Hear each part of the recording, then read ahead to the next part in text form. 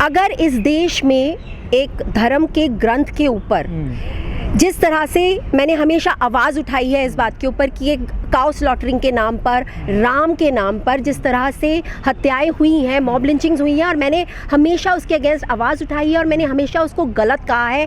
मैंने हिंदू होते हुए मैंने हमेशा इस हिंदुत्व के इन जो ये गुंडे हैं, ये लोग हैं, ये ब्राह्मणवाद जो फैला रहे हैं, इन लोगों की मैंने हमेशा इनको क्रिटिसाइज़ किया है, इनको मैंने गुंडा कहा है। उसी तरह से अगर आज एक ग्रंथ के ऊपर आप किसी का हाथ काटते हैं, किसी को मारते हैं, किसी की जान ले लेते हैं, तो आप एक जानवर हैं। आप बीजेपी और आरएसएस से कम नहीं है, आप उन्हीं की तरह हैं। जिस तरह की मानसिकता उनकी है वही मानसिकता आप में भरी हुई है। फर्क सिर्फ इतना है कि अभी तक ये हो रहा था कि राम के नाम पर मारा काटा जा रहा था तो आपको कोई फर्क नहीं पड़ रहा था, तब आप बिल्कुल खुल के सामने आ रहे थे। लेकिन जब आपके ग्रंथ के साथ कुछ हुआ तो आपने भी वही किया जो बीजेपी आरएसएस के लोग करते आ रहे हैं। पहली बात, अगर वहाँ पर वो नेता मौजूद थे तो उनको बचाना चाहिए था। अगर नेता मौजूद नहीं थे, नेताओं जो किसान आंदोलन में इतने सारे वहाँ पर लोग बैठे हुए हैं जिन्होंने हिस्सा लिया है वहाँ पर, उनको आगे आना चाहिए था, उनको रोकना चाहिए था। और अगर आपने नहीं रोका तो कम से कम उसके खिलाफ आवाज़ तो उठाइए, गलत को गलत तो बोलिए। आप सब लोगों ने अपना मुंह ऐसे सी लिया है जैसे कि कुछ गलत हुआ ही नहीं है। और मैं ये सिर्फ किसान जो वहाँ पर लोग मौजूद थे, जो वहाँ पर नेता मौजूद थे, मैं सिर्फ उन्हीं के बारे में नहीं कहूँगी। मैं एक पॉलिटिकल पार्टी के ऊपर भी ये निशाना साधते हुए ये बात बोलना चाहती हूँ कि कहाँ है पॉलिटिकल पार्टीज जो हर बात पर सड़कों पर उतर आती थी, जो हर बात पर धरने प्रदर्शन करती थी। इस बात के लिए ना धरना प्रदर्शन हुआ, ना किसी का ट्वीट आया, ना ही लोगों ने अपनी आवाज़ उठाई। तो क्या आपके लिए किसी की जान का महत्व है? नहीं। सब लोग यहाँ पर अपनी पॉलिटिक्स की रोटियां सेक रहे हैं। बस उनके लिए जो मौत होती है ना, वो सिर्फ उसमें फायदा देखते हैं कि इसमें हमारा कितना फायदा है। That is it. Ma'am, Singhu border पे जो एक मजदूर की जो हत्या हुई है, और हत्या किस प्रकार से की गई है कि उसके हाथ पैर काट कर उसे और बैरिकेडिंग से लटका दिया गया, और जो मारने वाले हत्यारे हैं वो अभी भी कह रहे हैं अगर कोई और ऐसा करेगा तो हम फिर मारेंगे। कैसे देखते हैं इस पूरी घटना को? देखिए, सबसे पहले मैं ये कहूँगी कि ये एक ऐसी जगह पे हुआ है जिस प्रोटेस्ट को हम सपोर्ट कर रहे हैं लगातार। और मेरे लिए, मैं हमेशा से ये बात बोलती आई हूँ कि मेरे लिए किसान भगवान है, क्योंकि वो हमें अन्न देता है, वो उसकी वजह से हमारे घर में रोटी आती है। और मैं किसानों के साथ हूँ, उनके आंदोलन के साथ हूँ, मरते दम तक उनके साथ हूँ।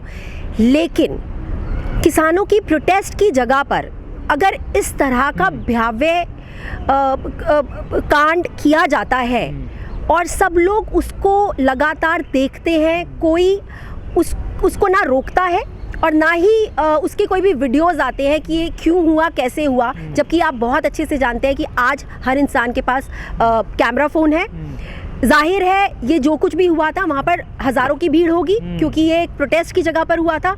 उसके बावजूद ऐसा नहीं हो सकता कि किसी ने वीडियो ना बनाया हो उसको मारते पीटते हुए, या जिस तरह से उसको लटकाया, उसका जब हाथ काटा गया और वो भागा डॉक्टर के पास अपना इलाज कराने के लिए, और उसको वहाँ से घसीट कर लेकर आया गया और उसको फिर से मारा, उसको तड़पा के मारा। वो ये कहता रहा कि वो जितना हमें सुनने में आ रहा है, वो ये कहता रहा कि आपको मुझे मारना है तो एक बार मार दो, इस तरह से तड़पा के मत, गला काट दो, लेकिन आप तड़पा के मत मारो। और डेफिनेटली कहा होगा, क्योंकि जिस तरह से उसको मारा गया, उसका हाथ काटा गया, उसको लटकाया गया है, हम किस तरह की मानसिकता भरे लोगों के बीच में रह रहे हैं। आपको लगता है कि ये देश रहने लायक रह गया है? लेकिन मैडम, सवाल तो यही खड़ा होता है, जब संयुक्त किसान मोर्चे के जो मंच है उसके सामने जब ऐसी घटना हो रही है और संयुक्त मोर्चा कहता है कि हमारा कोई लेना देना नहीं, ना मारने वाले से ना मरने वाले से, कितना बड़ा दुर्भाग्य है ये। आप ये बात मुझे कहते हुए बहुत शर्म आ रही है, लेकिन मैं फिर भी कहूँगी कि आपको कोई फर्क नहीं पड़ता कि कौन मर रहा है, कौन जी रहा है। मेरे लिए, मैं कहती हूँ, अगर हो सकता है उसने बेअदबी करी, उसने अभी तक ये तो आ रहा है उसने किसी का रेप नहीं किया, उसने किसी को मारा नहीं, किसी की हत्या नहीं करी, सिर्फ गुरु ग्रंथ के बेअदबी साथ, के भी तो एविडेंस नहीं है ना। वही मैं आपको बोल रही हूँ, वो भी एविडेंस नहीं है। और अगर वो आप ये कहते हैं गुरु ग्रंथ साहिब जी के साथ उसने छेड़छाड़ की, आप मुझे बताइए क्या ग्रंथ में, किसी भी ग्रंथ में ये लिखा है कि अगर उनके उन पन्नों के साथ या उन ग्रंथों के साथ अगर कोई छेड़छाड़ करे तो उसको मार देना चाहिए?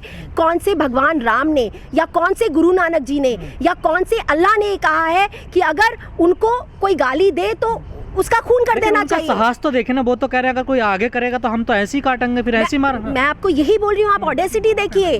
जिन लोगों को पकड़ा गया है, जो वो निहंग्स हैं, जिनको पकड़ा गया है, वो लोगों को कोई रिग्रेट नहीं है इस बात का। डेफिनेटली रिग्रेट कैसे होगा? उनका तो नोटों की बिल्कुल।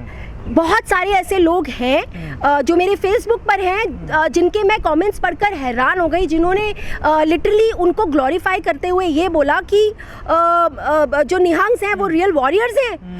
वो लोग मुझसे इस बात के ऊपर बहस कर रहे हैं कि अगर हमारे गुरु ग्रंथ के साथ इस तरह से छेड़छाड़ की जाएगी तो बहुत सही किया है उन्होंने। तो आप मुझे बताइए, आप में और जानवर में क्या फ़र्क है? मैं बोलती हूँ जानवर भी जो अपने होते हैं उनके साथ तो कम से कम ठीक रहते हैं ना। वो तो सेवादार था वहाँ का, आपने सेवादार को भी मार दिया उठा के, और वो भी आपने इतने ब्रूटली मारा है उसको। किसी भी हत्या की जो इस तरह से हत्या की जाती है ब्रुटैलिटी के साथ, किसी भी हत्या की, मैं कहूंगी नॉर्मल हत्या की, कोई जस्टिफिकेशन नहीं होती है। शांति क्यों है देश में? आखिर विपक्ष के नेता शांत क्यों? मायावती या चंद्रशेखर को छोड़ दिया जाए तो किसी ने आवाज नहीं उठाई, चाहे अखिलेश यादव हो, प्रियंका गांधी हो, राहुल गांधी हो। अगर लखीमपुर में घटना होती है तो सारे भागते हैं वहाँ पर। मैं आपको यही बात बोल रही हूँ, मैंने अभी ये बात आपको ऑलरेडी बोली कि I am amazed to see, I am shocked to see कि ये कोई छोटी घटना नहीं है, ये बहुत बड़ी घटना है। जो कुछ भी हमारे देश में जब शुरुआत हुई थी अखलाक और पहलू खान से, उस पहली हत्या पर रैलीज निकली थी, उस पहली हत्या पर देश में कोने कोने में धरने हुए थे। मैं खुद उन धरनों में शामिल थी, और मैं आज तक भी, चाहे बात अखलाक की हो, चाहे बात तबरेज़ अंसारी की हो, चाहे बात पहलू खान की हो, किसी की भी बात हो, कोई भी हत्या हो जो मॉब लिंचिंग की तरह की हत्या है, जो एक इनोसेंट की हत्या है, मैं उसके अगेंस्ट हूँ। मेरे लिए कोई फ़र्क नहीं पड़ता कि वो हिंदू है या वो मुसलमान है, वो दलित है, वो क्रिश्चियन है या वो सिख है। हत्या हत्या है। लखीमपुर में भी जिस तरह से जो हत्याएं हुई, मैं उसके भी अगेंस्ट थी, और मैं मेरी भी रूह कांप गई थी वो वीडियो देखकर। जब मैंने वो वीडियो देखा, मेरी भी रूह कांप गई थी कि किस तरह से उड़ाया गया है हमारे देश के लोगों की, किस तरह की मानसिकता है। लेकिन अभी इस घटना को थोड़े दिन हुए नहीं थे, एक नई घटना होती है, वो भी सिंगू बॉर्डर जैसी जगह पर, जहाँ पर लाखों किसान मौजूद हैं, और उनके सामने अगर ये घटना हुई और किसी ने नहीं उसको रोका, तो मुझे हमेशा बचपन से ये सिखाया गया है कि अगर जुर्म करने वाला गुनहगार है तो जो जुर्म को देखता है और वो कुछ नहीं करता, वो भी उतना ही गुनहगार होता है। किसे जिम्मेदार मानते इस पूरे मामले का? जिम्मेदार वही लोग हैं जिन्होंने हत्या की है। मैं कभी भी किसी कम्युनिटी पर्टिकुलर ये नहीं कहूँगी कि हाँ ये एक कम्युनिटी की बात है कि निहंग्स ऐसे हैं या ये कम्युनिटी ऐसी है। देखो, जो हर कम्युनिटी में, हर रिलीजन में, हर जाति में हर तरह के लोग होते हैं। इंसान अच्छा और बुरा होता है, उसका धर्म या जाति से कोई लेना देना नहीं होता। देखिए, वही मैं आपको बोल रही हूँ, आप उसके लिए कम्युनिटी को दोष नहीं दे सकते। इसलिए नहीं दे सकते कम्युनिटी को दोष क्योंकि हमारे हिंदू धर्म में भी एक आप एग्जाम्पल मुझे लेंगे, आवाज तो उठा सकते हैं ना। हाँ, जो वही मैं आपको बोल रही हूँ, आप एग्जाम्पल मुझे देंगे। और ऐसे बहुत से ऐसे लोग हैं जो हिंदू होते हुए, जो हिंदू राम के नाम पर हत्याएं कर रहे हैं। इंसान अच्छा और बुरा होता है, लेकिन एट द सेम टाइम, जैसे मैंने आपको कहा कि वहाँ पर जितने भी लोग मौजूद थे, अगर उन्होंने आवाज़ नहीं उठाई, अगर उन्होंने जुर्म होते हुए नहीं रोका, और उन्होंने जुर्म होने के बाद उसको उजागर नहीं किया, मैं आपको गारंटी के साथ कह सकती हूँ कि हर किसी के पास वीडियोस होंगे कि किस तरह से उसको मारा गया है। वीडियोस तो हैं, वो तो वीडियो खुद बना रहे हैं, मारते हैं। हाँ, उनके पास वीडियोस होंगे, लेकिन फिर भी वो वीडियोस वायरल नहीं हुए। मैं कहती हूँ बीजेपी की साजिश है। मान लिया मैंने कि वो जो निहंग्स थे वो बीजेपी के साथ मिले हुए थे, लेकिन आपने जुबान क्यों सी के रखी हुई है? अगर बीजेपी ने किया या नहीं किया, आपने चुप्पी क्यों साधी हुई? और अगर ये बीजेपी ने किया है, बाकी लोग तो बीजेपी के नहीं थे ना, उन्होंने क्यों नहीं रोका? वो चुपचाप क्यों देखते रहे? इतनी बड़ी हत्या, इतनी ब्रूटली उसका हाथ काटा गया, उसको लटकाया गया वहां पर। वो ऐसा तो नहीं है ना कि वो अकेले में हो रहा था, कि एक भीड़ थी पूरी, वही भीड़ थी, सामूहिक हत्या है। उसके बावजूद कुछ नहीं किया गया, कुछ ना उसको रोका गया।